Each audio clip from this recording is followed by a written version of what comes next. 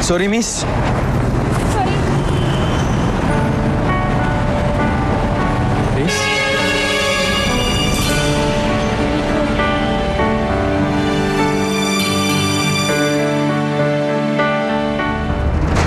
Oh, ano pa tinatayo-tayo mo dyan? Kumilos ka na.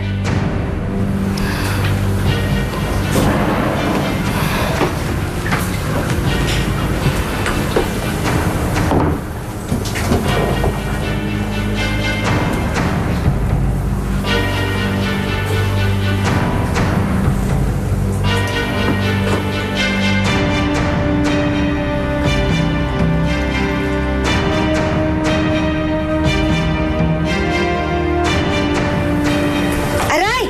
Ano ba? Gusto mo ba akong pasuin?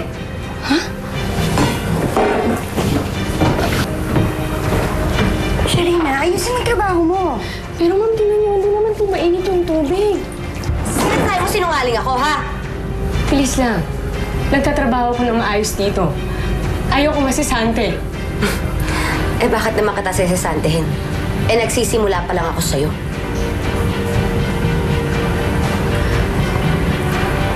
Ang ibig mo sabihin, ikaw ang may-ari ng lugar na to? Oo. Kaya kung anong gusto kong gawin sa'yo, pwede kong gawin.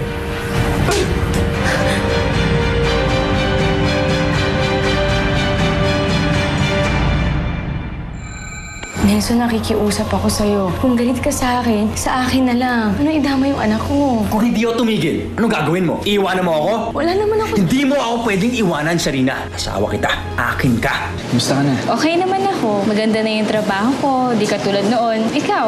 May matino na rin akong trabaho ngayon. Talaga? Real estate agent ako. Akala ko ba hindi mo puporman si Grace? Eh, dyan na rin papunta yung ginagawa mo eh. Salamat nga pala sa dinner kanina.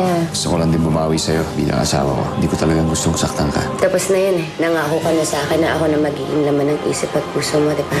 Excuse me. Si Emmy.